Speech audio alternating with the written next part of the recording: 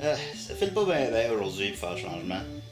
C'est que je publie mes vidéos d'opinion, puis y a plus personne qui commente, y a personne qui like, mes 48 amis Facebook m'ignorent complètement. Fait que j'essaie de regarder qu'est-ce qu'ils aimaient eux autres, puis ils ont l'air de triper sur les vidéos de critiques de jeux vidéo. Fait que je me suis dit que c'est ça que j'allais copier là. J'aurais aimé ça parler des nouvelles nouveautés, mais nos Xbox marchent plus depuis un méchant bout. Fait que je vais toujours faire des critiques de jeux de Genesis. Ça, il n'y a pas beaucoup de nouveautés par exemple.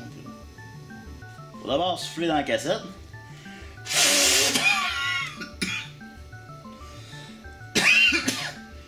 Je pense être trop vieux pour ça. Ça prend quand même Mortal Kombat 2 pour être heureux. Moi, je ne des trois, puis je le suis pas.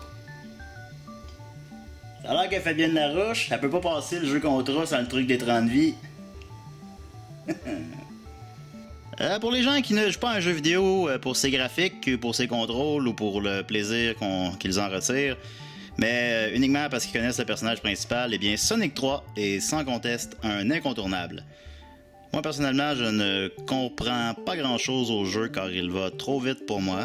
J'ai pas joué aux deux premiers, fait que je catch pas trop l'histoire, mais ça se passe. Je sais pas ça se passe dans quel pays ou. Je pense que Sonic c'est un extraterrestre.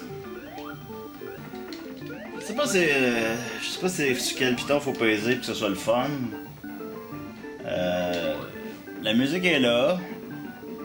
C'est à mon avis un incontournable qui a influencé encore beaucoup le cinéma et les jeux vidéo aujourd'hui. Je donnerais 10 sur 10.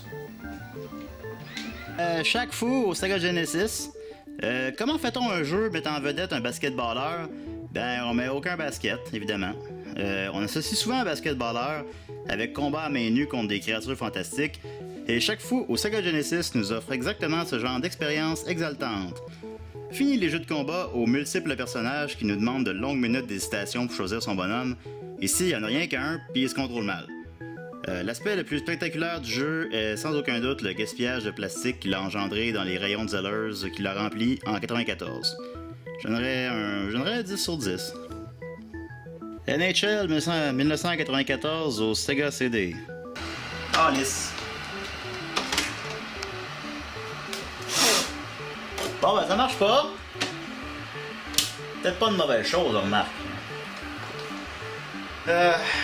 Maiden Football 93 au Sega Genesis. S'il y a bien de quoi de pas déprimant, hein, c'est de jouer à un jeu de football tout seul. John Maiden, quel personnage de jeu vidéo tout de même, hein? Il n'y a pas juste Mario qui est gros. J'ai jamais joué avec un Maiden avant, mais il semble y en avoir un nouveau à tous les ans depuis les années 50. Et pourtant, on peut jamais jouer avec lui. En tout cas, je comprends rien. Définitivement un incontournable. Je comprends rien. Ça reste que c'est pas le jeu le plus plate que j'ai joué aujourd'hui à date, là. Ça s'appelle Game Genie parce qu'il faut que tu sois un génie, je pense, pour jouer à ça. C'est juste des chiffres et des lettres. Peut-être inspiré par l'émission des chiffres et des lettres. Je sais pas. C'est peut-être un jeu pour les Français. On a 10 sur 10. En terminant, Astérix au Sega Master System. Alors, moi, personnellement, je ne possède pas de Sega Master System, alors je ne peux pas vraiment vous en faire une critique, mais je présume qu'on suit le rigolo petit moustachu dans une variété de tableaux exotiques. Il doit y avoir Obélix à quelque part. C'est en couleur. Je pourrais pas me prononcer sur la musique ou les contrôles, mais la boîte est très rigide. Ce qui permet de. Ça peut être pratique parfois. Alors, un incontournable là, dans le bas du temps des fêtes de Noël, papa-maman. Alors voilà, si vous voulez avoir plus de renseignements sur les nouveautés au Sega Genesis, vous êtes à la bonne adresse. Sur ce, faut que je vous laisse. Ces jeux-là, ils se finiront pas tout seuls. Imagine le temps que je gagnerais s'ils se finissaient tout seuls. Je vais me concentrer sur mes projets un peu.